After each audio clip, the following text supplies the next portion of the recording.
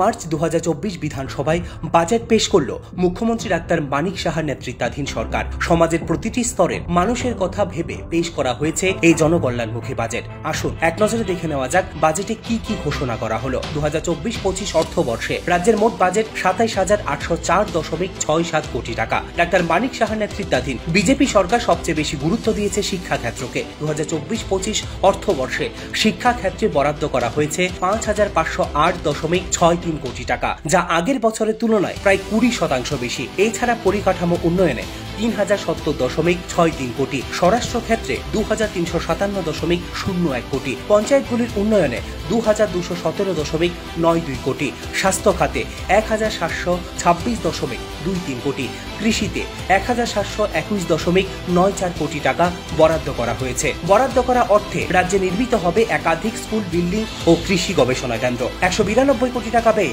আগরতলায় এজিএমসি ও জিবিপি হাসপাতাল চত্বরে 200 শয্যা বিশিষ্ট মাল্টি কেয়ার হেলথ ইউনিট স্থাপনের পরিকল্পনা নেওয়া হয়েছে। সিপাহীজলায় 89.90 কোটি টাকা ব্যয়ে মাদকাসক্তদের জন্য পুনর্বাসন কেন্দ্র স্থাপন করা হবে। 2024-25 অর্থবর্ষে 123.78 কোটি টাকা ব্যয়ে 21টি মাধ্যমিক ও উচ্চ মাধ্যমিক বিদ্যালয়ের জন্য নতুন ভবন নির্মাণ করা হবে। কৃষিতে উন্নয়নের জন্য স্থাপন করা হবে একাধিক কৃষি গবেষণা কেন্দ্র। 10 কোটি টাকা ব্যয়ে নির্মাণ করা হবে সবজি গবেষণা কেন্দ্র। কৃষকদের আরো উন্নত পদ্ধতিতে কৃষি পদ্ধতি শেখাতে গড়ে তোলা হচ্ছে এক্সেলেন্স সেন্টার। জনজাতিদের জন্য রয়েছে বিশেষ পরিকল্পনা। জনজাতি উন্নয়নে সরকার বরাদ্দ করেছে 1,161.11 কোটি টাকা। বলার অপেক্ষা রাখে না যে মুখ্যমন্ত্রী ডাক্তার মানিক সাহার নেতৃত্বে সমাজের সকল শ্রেণীর মানুষের স্বপ্ন পূরণ করবে এই জনকল্যাণমুখী বাজেট এবং গড়ে উঠবে এক ত্রিপুরা শ্রেষ্ঠ ত্রিপুরা।